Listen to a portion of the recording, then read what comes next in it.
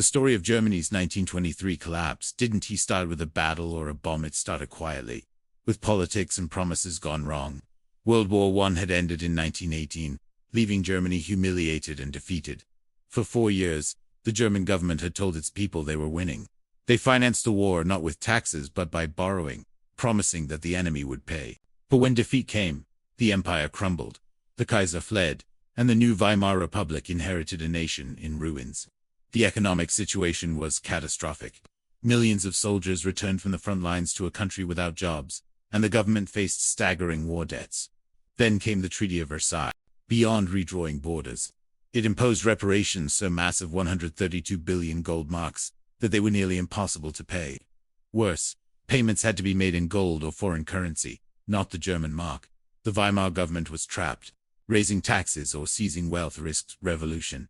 Their solution: print money. At first, it was manageable. Inflation had already begun during the war, and the government used printing presses to cover domestic expenses and buy foreign currency to pay reparations. But as the presses churned more money, prices started to rise. By 1921, a dollar cost 60 marks. By 1922, prices and debt obligations were escalating, and the government was desperate for a solution. The tipping point came when Germany missed a small reparations delivery in 1923.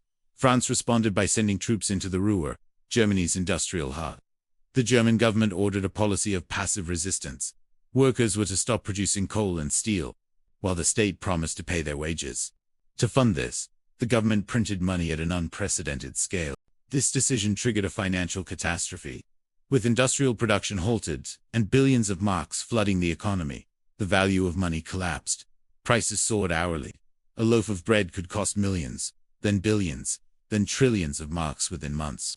People rushed to spend money the moment they received it, fearing its value would drop further. Cash became useless, and ordinary citizens resorted to burning banknotes for warmth or using them as wallpaper. Wheelbarrows full of currency became a common sight, illustrating how worthless money had become. The social impact was devastating. The middle class, who had saved and worked responsibly, saw their life savings vanish. Fixed-income pensioners starved, and people turned to bartering. Meanwhile, speculators and industrialists who understood the collapse profited by buying real assets with nearly worthless money. Society was upside down. Hard work was punished, and luck or cunning was rewarded. Crime increased, and desperation fueled social unrest. Amid the chaos, extremist political movements gained traction. On the far left, communists claimed capitalism had failed. On the far right, radicals blamed the government, foreigners, and specific groups, feeding resentment and nationalist anger. Adolf Hitler, then a little-known figure in Bavaria, began using the crisis to rally support, exploiting the fear and desperation of the middle class. By November 1923, the Weimar government was in crisis.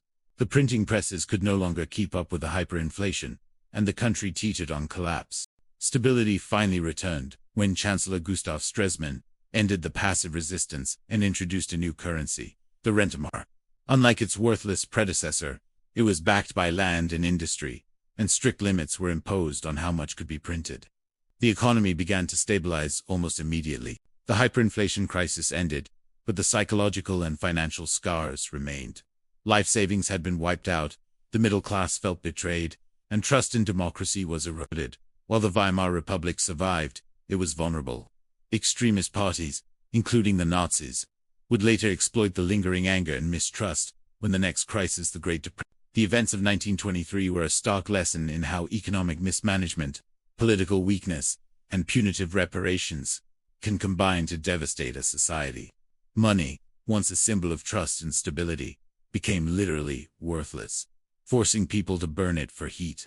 The hyperinflation didn't immediately bring Hitler to power, but it destroyed the economic and social foundations that could have resisted extremism, setting the stage for the tragic events that would follow in the decades ahead.